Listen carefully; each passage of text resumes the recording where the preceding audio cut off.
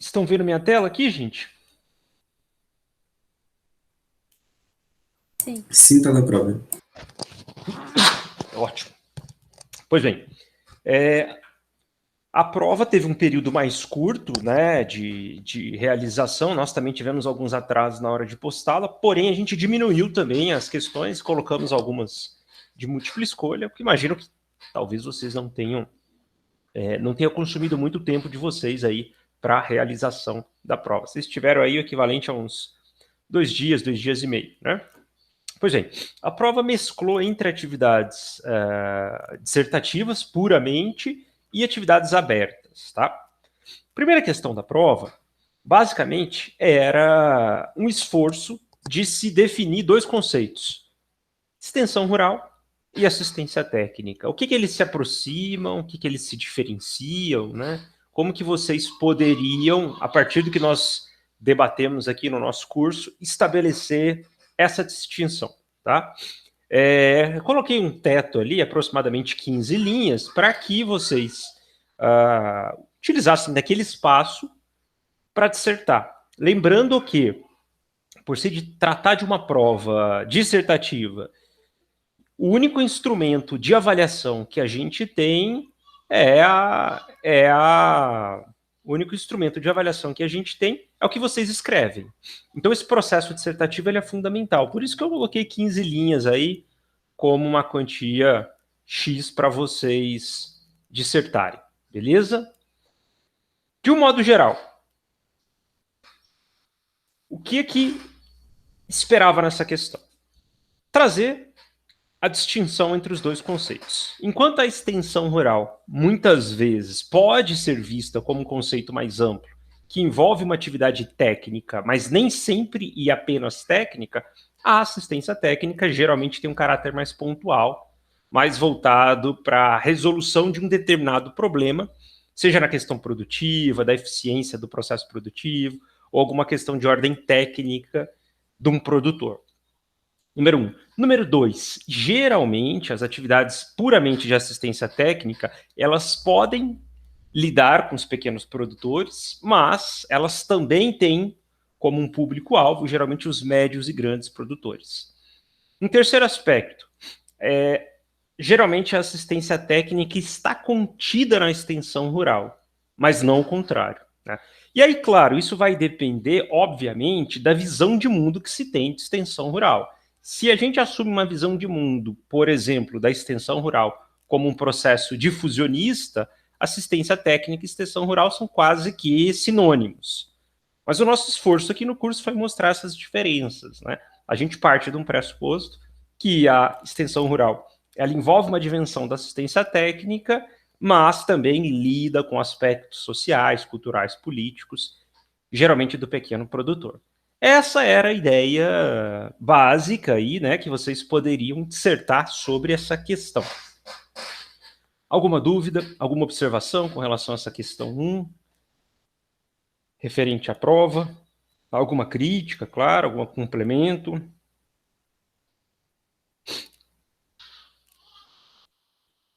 Ô, Daniel, boa tarde, Daniel. Beleza? Olá, boa tarde. Você tem como fazer a revisão, tipo, da minha prova? Ou Sim, claro, perfeito. Eu estou primeiro fazendo um apanhado geral. Ao final da aula, cada caso particular, eu posso sim, com certeza. Essa é a proposta. Beleza? Beleza, beleza. Agora é mais um apanhado geral aí das questões e das expectativas, né? Ou pelo menos das intenções ali das respostas. Mas final da aula, sim, com certeza. Quem quiser, fique à vontade. A gente abre as provas aí e vamos revendo aí. Perfeito? Questão 1. Alguma dúvida?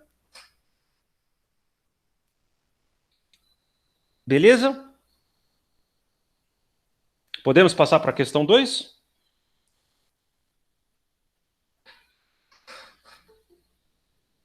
Pode. Podemos? Tá, perfeito.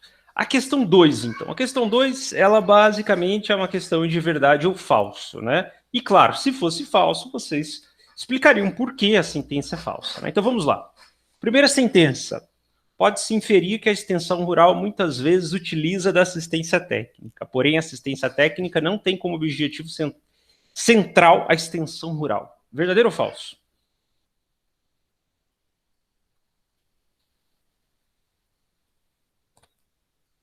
E aí, verdadeiro ou falso?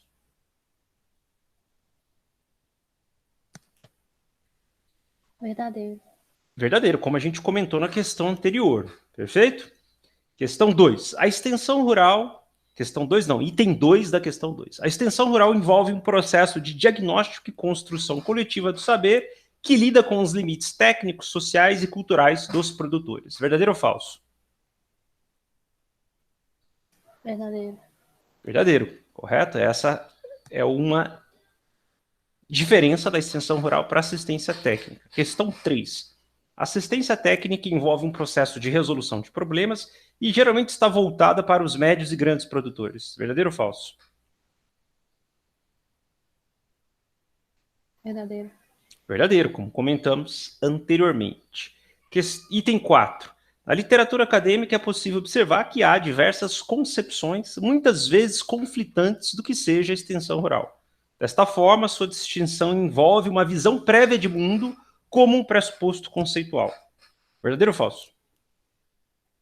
Verdadeiro. Verdadeiro. Uma vez que a maneira como eu enxergar o mundo e definir a extensão rural irá estabelecer fronteiras entre a extensão rural, as atividades de assistência técnica, o seu público-alvo, como vimos ali ao longo da evolução conceitual da extensão rural. Todas questões verdadeiras. Veja que esse tipo de questão, pessoal, é um tipo de questão não permitida em concurso público. Por que não é permitida em concurso público? Porque ela fornece respostas para outras questões, que basicamente é a questão 1. Então, quem lesse a questão 2 e colocasse as sentenças verdadeiras ou falsas já estava dissertando sobre a questão 1. Claro que aqui não é prova de concurso, e a ideia é fixar esse tipo de conteúdo, mas num concurso público esse tipo de questão não é permitida. Ou seja, eu não posso, durante um concurso público, elaborar uma questão que traga elementos que facilite a resposta de outra questão. Tá? Então, isso não é permitido em estruturas de concurso público. Também não é permitido em estruturas de concurso público, só viajando aqui, questões que são antagônicas. Por exemplo, a extensão rural é boa. Sentença B, a extensão rural é má. Verdadeiro ou falso para cada uma das duas sentenças? Isso já coloca o candidato, mesmo sem dominar o conteúdo, com a garantia de 50% da resposta, porque se ele chutar verdadeiro, verdadeiro ou falso, falso, as duas são antagônicas, ele já vai acertar uma delas. Então, esse tipo de questão também não é permitida em concurso público. Geralmente, né? Claro. É claro que tem concursos e concursos. Mas estou só trazendo um adendo aqui sobre essa questão 2, que na verdade serviu como elementos para a questão 1, perfeito? Questão 3. As teorias de extensão rural apresentam pelo menos 3 concepções de pensamento que divergem entre si. A visão assistencialista, difusionista e humanista radical, né? Certe, aproximadamente entre 15 linhas sobre as diferenças de cada uma delas, e aborde, na opinião da dupla, qual das vertentes vocês mais se identificam. O que nós vimos? 3 vertentes. A visão humanista assistencialista, que deu origem às atividades institucionais no Brasil, muito voltado naquela ideia do produtor como aquele que não sabe e o extensionista como o que sabe e que vai ensiná-lo. A visão difusionista, que já trabalhava muitas vezes num contexto de uma perspectiva mais voltada para assistência técnica, para médios e grandes, com um peso grande na questão tecnológica e uma preocupação menor nos processos de aprendizado, já que a tecnologia é transferida, e uma visão humanista radical que traz uma outra perspectiva de que o processo tecnológico ele é construído coletivamente e ressignificado de acordo com cada contexto. Uma visão em que não se fala de levar tecnologia, mas de construir um processo, de socializar e construir um processo de extensão rural.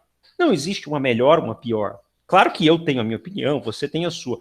E aí, por isso que a segunda parte da resposta era isso. Qual opinião que vocês, qual delas que vocês se identificam? Por quê? Dentre essas 3, vocês se identificam. Qualquer uma delas seria legítimo, desde que vocês argumentassem aí os motivos, na visão de mundo de vocês, que justificasse uma dessas vertentes. Alguma observação? Alguma dúvida, algum comentário com essa questão 3?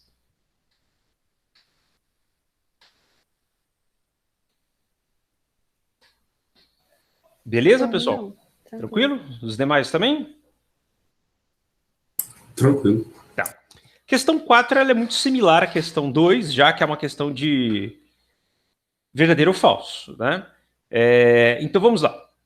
A linguagem verbal tampouco expressa uma realidade social. Deste modo, o extensionista deve se centrar principalmente naquilo que foi dito pelas palavras do produtor. Verdadeiro ou falso?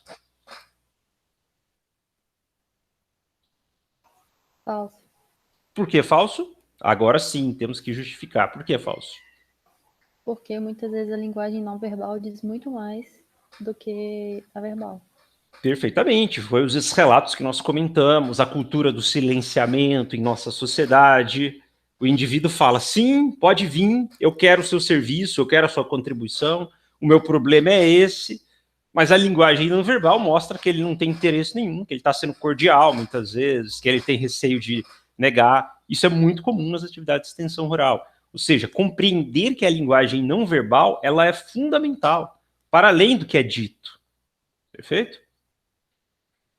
2. É importante que o extensionista se rebaixe ao nível do produtor ao entrar no campo para realizar suas intervenções. Verdadeiro ou falso?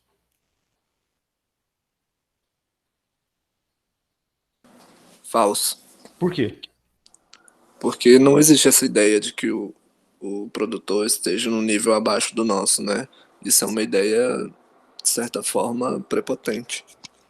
Aí tem um ponto fundamental. Exatamente essa é a nossa visão de mundo aqui no curso. Se a gente for estabelecer um processo dialógico de extensão rural, dizer que o produtor se rebaixa ao nível do produtor, que o extensionista se rebaixa ao nível do produtor, é uma posição arrogante, prepotente, como você comentou, e que muitas vezes fecha portas, né? E então, essa sentença é falsa. Só seria verdadeira se vocês dissessem que vocês estão assumindo como plano de fundo uma visão assistencialista, que o produtor não sabe nada e que ele é um profundo ignorante. Perfeito. Aí é a sua visão de mundo e você vai se rebaixar, né? Você vai se rebaixar. Mas se você assume que todos sabem algo, que todos ignoram, que o produtor tem lá o seu conhecimento, mas ignora muita coisa, e que esse processo é dialógico, de produção do saber, o rebaixar não faz sentido. Terceiro, o papel central do extensionista é o de colocar em prática tudo aquilo que se aprende na universidade. Não é por menos a sua importância de convencer os produtores de seus equívocos técnicos. E aí, verdadeiro ou falso? Falso. Por quê? Primeiro, porque você não coloca em prática tudo que aprende na universidade. Tem que levar em consideração também das suas experiências. E outro ponto é que o extensionista ele tem que convencer o produtor. Ele tem que capacitar o produtor para que ele consiga enxergar os equívocos. Esse é um ponto fundamental da sua observação. Quem dera se a gente conseguisse colocar tudo em prática que a gente aprende na universidade. Número 1. Número 2, será que tudo que a gente aprende na universidade é bom? Será que tudo que a gente aprende na universidade está a serviço da comunidade? Ou será que muitas das coisas que nós aprendemos na universidade talvez chegue até a dialogar pouco com a sociedade? Já que, como nós comentamos em videoaulas anteriores, grande parte do nosso trabalho de universidade é pensar a pesquisa como um processo interno, e não muitas vezes como externo, não muitas vezes como uma própria demanda da comunidade.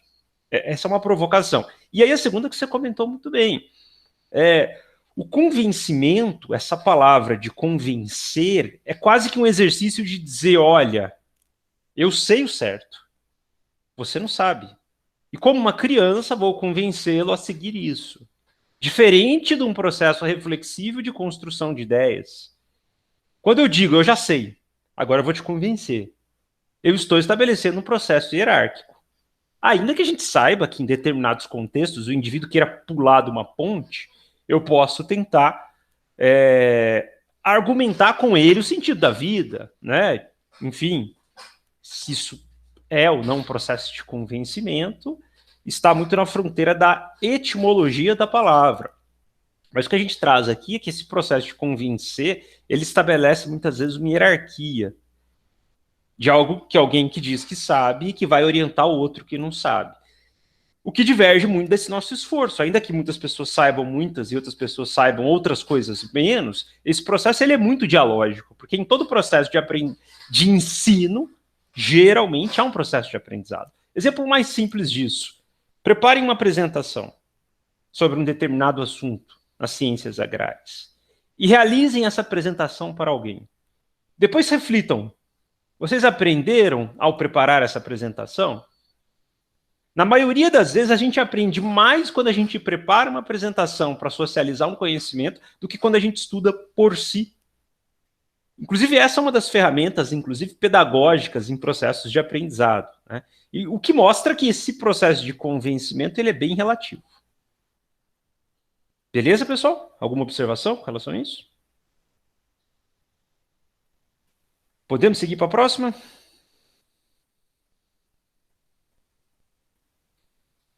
Tá. Podemos, né? De acordo? Todo mundo aí? Estou acompanhando as imagens. Sim. Tá, beleza. A dimensão financeira não se apresenta como um problema na extensão. Deste modo, cabe ao extensionista utilizar o que for necessário para resolver um problema técnico ou social. Verdadeiro ou falso?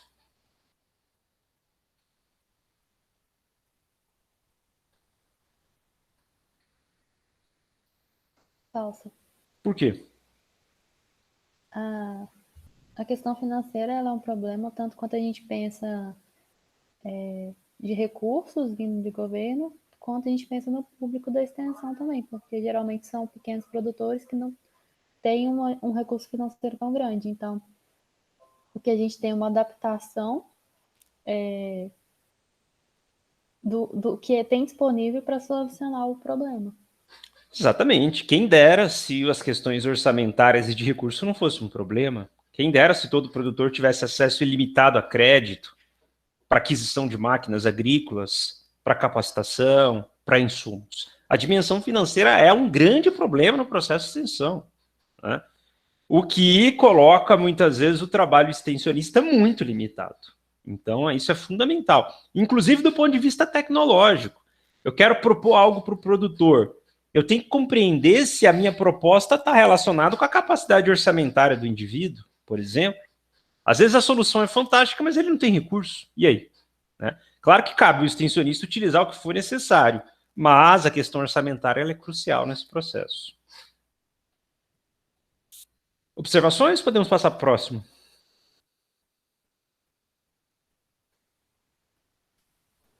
Pode passar. Podemos? Tá. Em vista do baixo nível de conhecimento formal da maioria dos produtores rurais, a maior eficiência de tempo e recursos na extensão é aquela em que o extensionista determina os problemas do campo e traz soluções para os produtores. Verdadeiro ou falso? Eu acho que é falso, porque nem sempre os problemas determinados pelo extensionista vão embarcar, né, abarcar todos os problemas do produtor rural.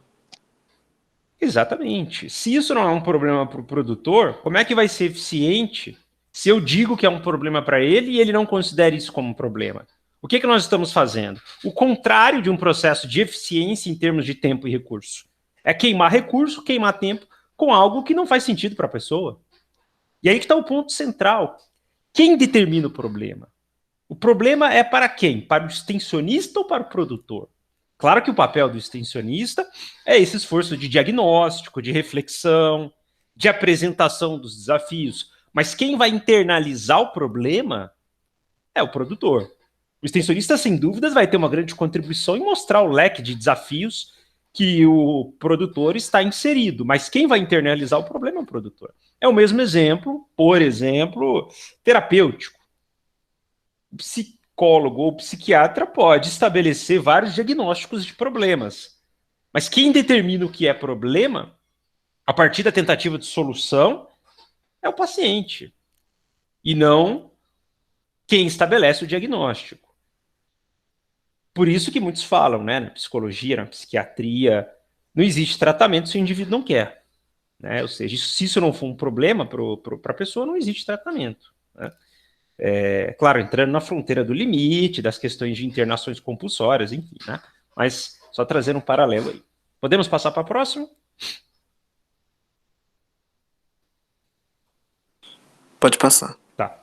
O avanço da urbanização no país, estima-se que 86% da população vive neste contexto, coloca as realidades culturais da zona rural muito semelhantes à zona urbana. Neste contexto periurbano, as antigas preocupações comportamentais dos extensionistas praticamente não são agenda das intervenções. Verdadeiro ou falso?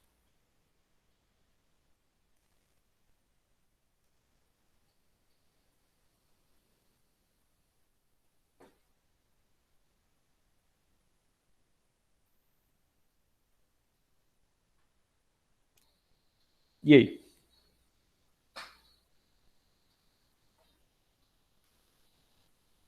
Sem dúvidas que o contexto rural está cada dia mais urbanizado. Isso é inquestionável. E muitos dos problemas anteriores reduziram. Porém, eu pergunto, o cafezinho ainda é uma regra de ouro no contexto rural ou isso já também não segue mais como uma lógica? O convite para almoçar, para visitar a casa, para entrar, regra de ouro ou não mais?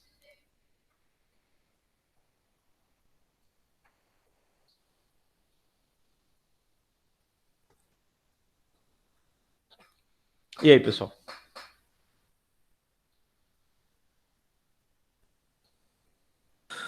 Daniel, eu não entendi o que você quis dizer nessa questão. A pergunta é se é verdadeiro ou falso. A pergunta se baseia no seguinte: o contexto urbano está cada dia mais próximo do contexto rural. Tá? O avanço da urbanização coloca as realidades culturais da zona rural muito semelhantes à zona urbana, ou seja, os aspectos culturais da zona urbana estão cada dia mais parecidos com os aspectos da zona rural. Neste contexto periurbano hoje, as antigas preocupações comportamentais dos extensionistas, ou seja, aquele cuidado que o extensionista tinha que ter antigamente, quando trabalhava com um produtor rural, praticamente não existem mais na agenda das intervenções. Verdadeiro ou falso? Eu acho que é falso. Por quê? Porque, apesar de ter alguns aspectos de que mudaram, né, das realidades da zona rural e urbana, ainda tem muito da característica da zona rural. Deu uma caída aqui, acho que você estava até comentando a questão de visita, né? Na zona rural, se você recusa um café, você está sendo extremamente... Você não está agindo conforme a etiqueta social do lugar. Então, eu acho que o extensionista ainda tem que levar em consideração essas características que ainda assim existem na zona rural. Exatamente. Essa disparidade cultural está diminuindo, isso é inevitável. Mas ainda há fronteiras do contexto urbano com o contexto rural. Claro, nem todos do contexto rural seguem os mesmos padrões, assim como nem todos do contexto urbano. O que nós estamos dizendo aqui é que o cuidado que o extensionista tem que ter com as questões comportamentais, com a leitura do meio social é fundamental. Não quer dizer que ele vai ser obrigado a tomar o café, mas ele tem que compreender que talvez que em determinadas realidades a regra do jogo é diferente. É esse o esforço que a gente traz aqui no curso, né? É esse o esforço dessa compreensão das questões comportamentais. E que o contexto rural, ele ainda segue com algumas particularidades, com algumas peculiaridades. Ainda que esteja mudando. Logo, essa sentença é falsa. Alguém comentou que eu não havia entendido? Ficou claro agora ou não? Ou ainda não? Ficou claro. Perfeito? Alguma observação, pessoal, com essa questão 4 aí? Eu tenho. Sim. Conforme vai mudando, hoje em dia, aqui onde eu tô, na casa dos meus pais, eu consigo ver bastante diferença. Porque antigamente a pessoa convidava você para adentrar o sítio dela, a casa dela, com muita mais facilidade. Hoje em dia, você chega em muitas casas, você é atendido na porteira e ali mesmo e acabou. No entanto, também tem as outras, que você é chamado para dentro de casa, para ser oferecido um café, uma água, né? Então, eu acho que o extensionista tem que estar sempre, ele tem que estar preparado para tudo, na verdade, né? Porque é um lugar que ele às vezes ele não estava afim de beber um café, uma hora que ele voltar que o senhor que atendeu ele daquela vez agora é o filho dele, às vezes não vai oferecer nenhuma água, né? Então a gente tem que estar preparado para tudo. Perfeitamente. E aí que é o ponto da questão. As antigas preocupações comportamentais praticamente não são agenda de intervenções? Não. Essa questão comportamental ela é crucial. E não só para a extensão. A gente pode ir para a área da assistência técnica e para a área comercial. Não compreender as dimensões comportamentais é quase um suicídio na área de vendas, por exemplo. Quase um suicídio. Por isso que o bom vendedor, com várias aspas no bom, é aquele indivíduo, aquela indivídua, aquela pessoa que tem uma habilidade social de conseguir fazer uma leitura prévia do ambiente, se preparar para esse ambiente, ou ter a sacada, ó, a música está tocando dessa forma. É assim que a banda toca. É assim que esse perfil de pessoa se comporta. O exemplo disso é o valor das redes sociais. Por exemplo, no Facebook, eu comento isso nas aulas de administração. Por que o Facebook vale o que vale? Ele vale o que vale porque ele é uma marca que ganha dinheiro com anúncio e tudo mais, mas mais do que isso. Ele vale pelo poder da fonte de dados, de informações e da capacidade de traçar perfis comportamentais e de entregar isso para outras empresas. Por isso que essa questão comportamental, ela hoje está mais forte do que antes. Mais forte no sentido de que hoje a tecnologia, o avanço tecnológico dos algoritmos, tem tido uma capacidade de triagem tão precisa que, por exemplo, é capaz de uma rede social, a partir dos likes e dislikes, vídeos, tempos, conversas, conhecer melhor o Hernani do que a mulher dele. Facilmente. E aí você vai dizer o seguinte, não, estou nas redes sociais, igual por exemplo aqui, né? Eu estou parado nessa imagem aqui. Não cliquei em nada, o Facebook, ele não consegue me diagnosticar. Sim, ele consegue, porque o algoritmo estabelece uma dedução de que o tempo que você para, muitas vezes, olhando uma mensagem, naquela barra de rolamento infinito, é o tempo que você está fazendo uma leitura. E mesmo sem clicar em algo, sem dar like, dislike, pelo seu perfil de leitura e tempo e de barra de rolagem, ele consegue saber o que você está lendo, o que provavelmente você está inclinado a concordar ou discordar.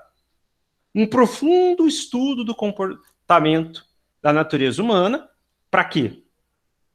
Para lidar com o comportamento humano, trazendo estímulos, grupos de interesses, ofertando produtos, serviços, ofertando ideias para determinados públicos.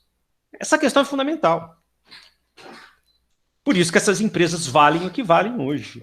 Principalmente por isso. Principalmente por isso, Facebook, por exemplo, fez grandes aquisições, como o caso do WhatsApp. O YouTube, por exemplo, vale o que vale. Depois dessa nossa conversa, o YouTube está monitorando o que nós estamos falando, traça falas. Né? Então, são questões incríveis dessa dimensão comportamental. Cruciais, do ponto de vista, inclusive, mercadológico. E é o que eu sempre falo nessa disciplina de sociologia, eu, professor Hernani. Na nossa opinião, gastem tempo estudando as questões comportamentais. Gastem tempo. É esse o diferencial, muitas vezes, para além das questões técnicas. Para além das questões técnicas. Né? Beleza, pessoal? Beleza. Por último, 7, aproximadamente 15 linhas, né? Os limites e desafios da extensão rural nos tempos atuais. Aqui é para vocês trazerem aquilo que nós estamos vindo conversando no curso. Por exemplo, carência de políticas públicas no campo da extensão rural, o que faz com que muitos dos jovens saiam do meio rural e gere um problema futuro, já presente, de mão de obra no campo, principalmente para a agricultura familiar, as dificuldades dos aspectos vinculados às dimensões de crédito ao pequeno produtor, as dificuldades do ponto de vista da própria gestão do Estado, de plano de carreiras, de incentivos a órgãos de assessoria técnica e extensão rural, as questões relacionadas ao gênero, que nós comentamos também, que é um campo bastante singular, outras questões vinculadas às próprias dimensões ambientais, interferências climáticas, as questões de falta de água para grande parte dos produtores, e assim vai. Pessoal, algum comentário a respeito da prova, de um modo geral? Algo que vocês acham que não fez parte do nosso conteúdo, alguma crítica e tudo?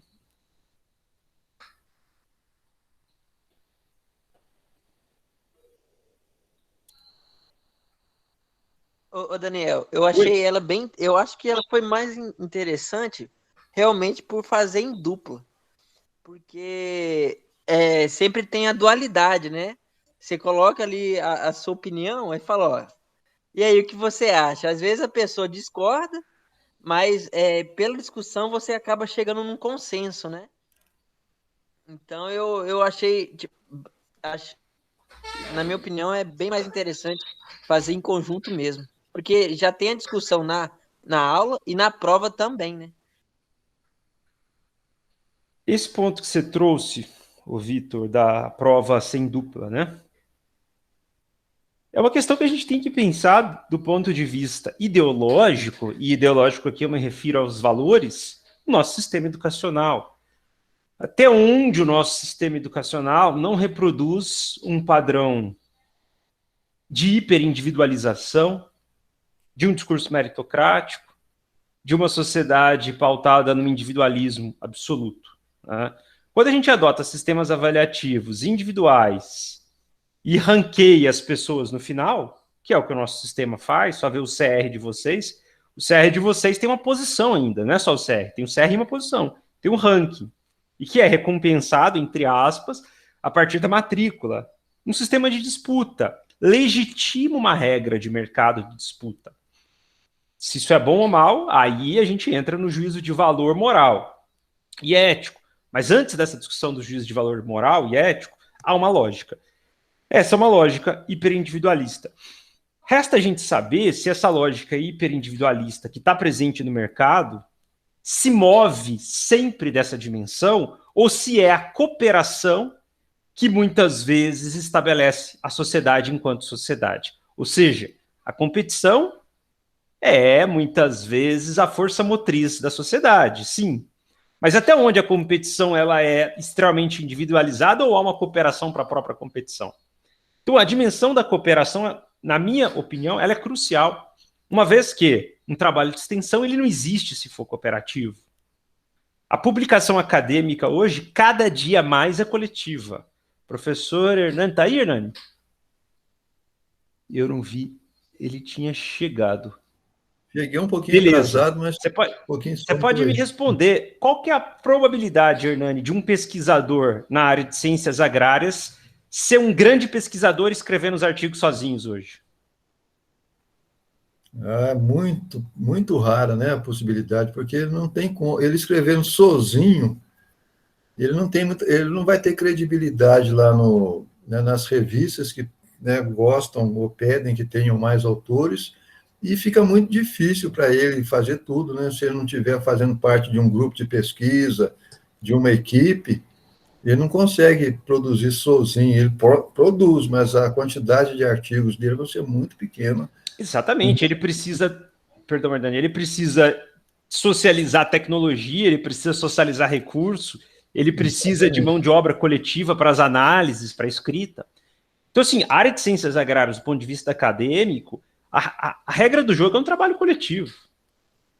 Então, estou pegando só um exemplo da academia para mostrar que grande parte da nossa sociedade vive, ainda que numa lógica extremamente competitiva, numa dimensão de cooperação. E por que a gente insiste ainda num processo hiperindividualizado de avaliação? Claro que tem um contra-argumento aqui que fecharia essa discussão. Por quê? O vestibular é individual, porque a prova do ENAD, que mede a qualidade do curso, é individual, porque quem for fazer um concurso público fará individual. Então acabou, as provas são individuais. Sim, isso é uma verdade. Mas a gente tem que questionar, será que isso também não é uma verdade pautada na exceção e não na regra? Será que todo o processo ele é individual? Eu sei que um processo trainee ele é individual e assim vai, de recrutamento para uma vaga. Mas dentro dessa organização, será que a gente consegue crescer individualmente? Então, é esse o ponto, Vitor, que você trouxe, que eu considero fundamental. E aí é o que você observou. Como é difícil negociar. Como é difícil colocar no papel um conjunto de ideias a partir de uma tentativa de negociação. E é esse o esforço do estilo de prova, muitas vezes, de dupla, sabe? Para além dessa lógica. Então, só situando aí o ponto de vista pedagógico. Beleza? Ô Daniel, isso que você falou é muito interessante. Que tudo é assim, mas a questão é, deveria ser assim, né?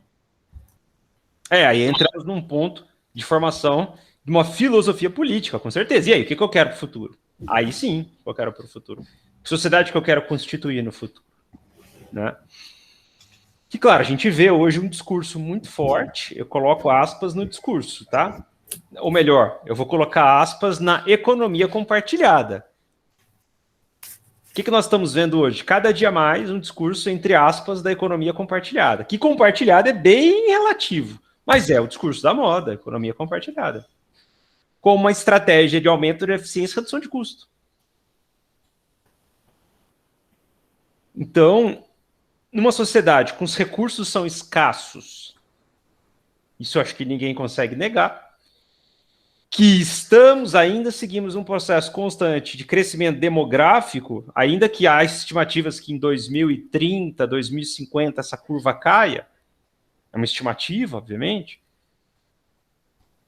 a conta não fecha do ponto de vista de oferta e demanda. Logo, estratégias de recursos compartilhados são cruciais, ou a gente faz guerra, que é o que acontece também. Então esse é um ponto fundamental das dimensões da atividade coletiva. Beleza, pessoal? Tranquilo? Beleza. E só para finalizar, prova não prova nada, tá? Só para dizer isso. Vocês sabem, prova não prova nada. O que é isso?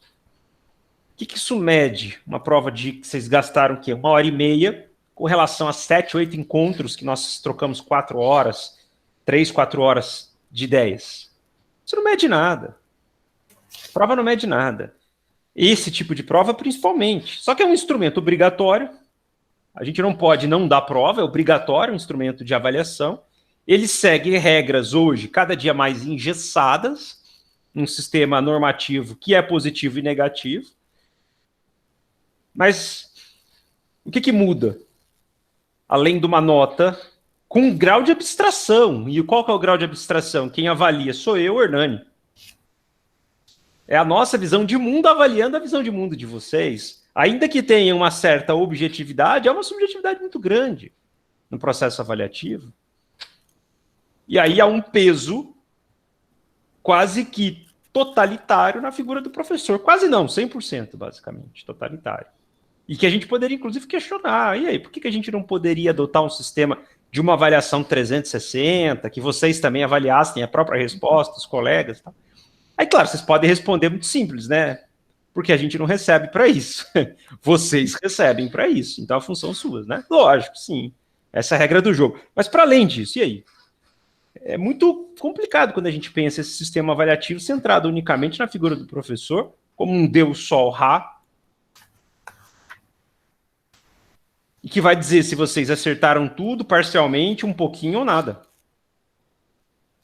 Inclusive, né, Hernani, a gente fazia isso nas aulas presenciais. A última prova nossa, que agora não tem como fazer, né? A última prova nossa era uma prova que vocês elaboravam as questões, enviavam para os colegas. Os colegas respondiam as questões e enviavam para os outros colegas. Os outros colegas corrigiam, que enviavam para os outros que corrigiam a correção dos colegas. Ou seja, era um sistema de avaliação, não chegava a ser 360, mas um sistema de avaliação que vários grupos, sobre olhares diferentes, avaliavam teoricamente a mesma questão e a mesma resposta.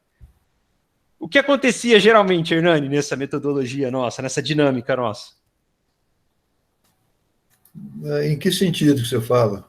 Que aconteceu? Havia um consenso do ponto de vista das interpretações? Não havia consenso. A gente esperava, sim, porque existe uma confiança que a gente deposita na turma, né? Porque se um vai avaliar a resposta do outro, a tendência, teoricamente, era todo mundo tirar 10, porque ninguém ia querer, né, prejudicar o colega.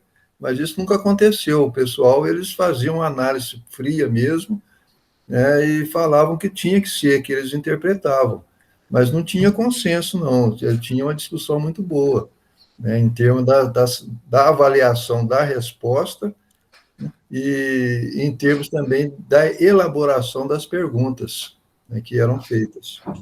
É o que a gente brincava, o pau comia na aula às vezes, né? Tinha até discussão. E a brincadeira era essa.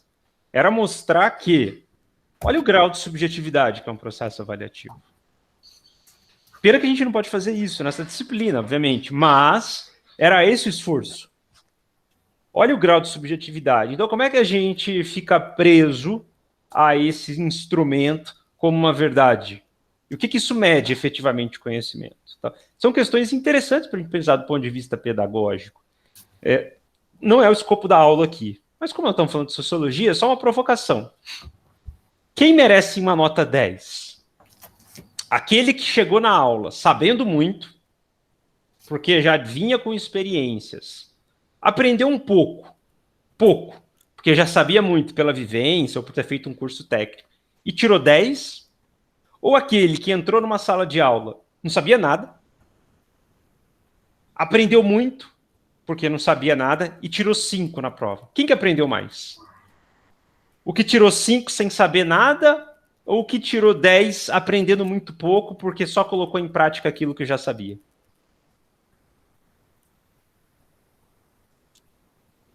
É muito difícil, né? Porque se a gente valoriza mais o que não sabia, a gente acaba desestimulando o que sabia. Então, é claro que quem teve maior benefício foi o que não sabia. Mas é muito complicado a gente conseguir avaliar isso, né? É um critério. É um critério.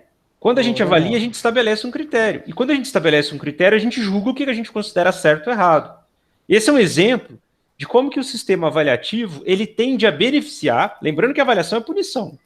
É recompensa e punição. Essa é a lógica avaliativa.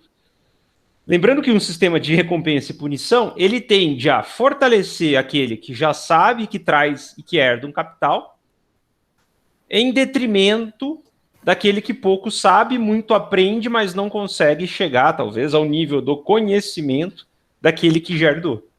Essa é a lógica do nosso sistema. Ô, Daniel. Oi.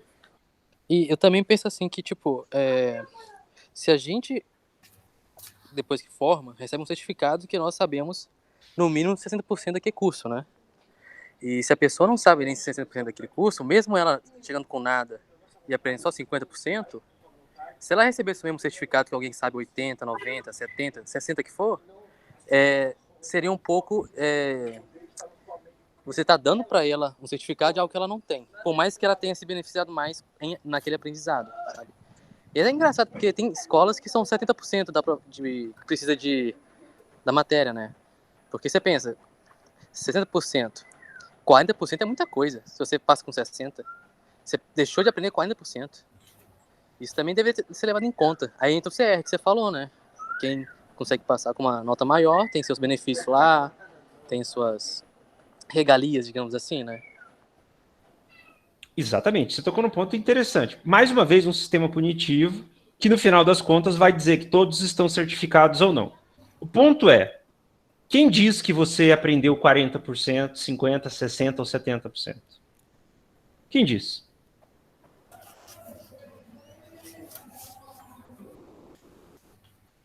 Esse é o ponto.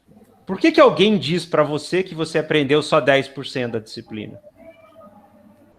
O que essa pessoa tem? Claro que o sistema vai dizer que essa pessoa é gabaritada, que essa pessoa tem um conhecimento técnico, que essa pessoa chegou lá porque ela estudou a vida inteira e que ela merece, por mérito, dizer que você sabe 10, o outro sabe 100. Sim, essa é a regra do jogo. É evidente. O ponto que eu estou provocando é o seguinte, será mesmo? que o instrumento de avaliação, instrumento dissertativo, ele consegue dar conta dessa abrangência? E mais, a gente pode olhar para o mercado. Aí que é o aspecto interessante. A gente está falando de dentro, mas vamos olhar para fora. O que o mercado mostra? É aquele que, teoricamente, aprendeu 80% e desaprendeu ou não aprendeu 20%. É o que se dá bem. Veja bem, eu estou abrindo aspas para o bem. O mercado se move por isso? Ou o mercado se move por outras formas de conhecimento, muitas vezes que são quase que considera o conhecimento técnico trivial. E o que move o mercado, na verdade, não é nem o domínio do conhecimento técnico em si, que obviamente é necessário, nível básico, ninguém está dizendo que não tenha que ter isso, né? Mas o que move é outra questão, é a habilidade política. Quantas vezes, Hernani, você que está chegando no fim da carreira profissional, sabia mais do que alguém e não levou? Quantas vezes na sua vida, Hernani, você ficou para trás, mesmo estudando mais, se dedicando mais, com pessoas que sabiam teoricamente menos do que você? Inúmeras vezes. Inúmeras. Eu dou um exemplo. Eu sempre dirigi qualquer coisa que pusesse na minha frente, eu dirigia. Mas eu tive uma dificuldade muito grande em tirar minha carteira de motorista, porque eu não suporto ser avaliado. Eu não tenho, assim, eu não tenho uma tranquilidade. Se eu ficar sabendo que alguém está me avaliando, eu já começo a ficar desesperado, dá branco, dá todos aqueles sintomas de estresse, né, que a pessoa tem. Então, eu me lembro que quando eu dei aula para um colega de direção para ele, né, nós fomos tirar a carteira junto, ele tirou e eu não tirei. Quer dizer, eu sabia muito mais do que ele, eu não sabia quase nada. Eu não falei, é uma temeridade dar uma carteira de motorista para ele, porque ele não está apto ainda, mas ele conseguiu tirar a carteira, e eu não consegui. Porque quando o instrutor o avalista sentou ao meu lado e pediu para eu poder fazer as manobras, eu não conseguia fazer, ou fazia mal feito. Aí, quando eu terminava tudo, ele me reprovava, eu saía com o carro ali tranquilo e ia embora, como se fosse um motorista profissional mesmo. Então, vai depender muito da pessoa, né? Não é do caráter, né? Da índole da pessoa. Tem pessoas que são calmas para esse tipo de coisa, conseguem fazer. Tem outras que não, que ficam estressadas e não conseguem mostrar aquilo que sabe. E com isso aí é prejudicado, né? Porque você pode falar, pô, aquele cara passou ali naquele concurso, eu sei muito mais do que ele e eu não consegui passar no concurso. Por que acontece isso? Né? Então, ele tem que, e como a pergunta que você fez, eu me senti prejudicado várias vezes, né, sabendo que eu tinha capacidade para poder assumir aquilo e não assumi porque eu não consegui mostrar o meu conhecimento da maneira que foi pedido naquele momento.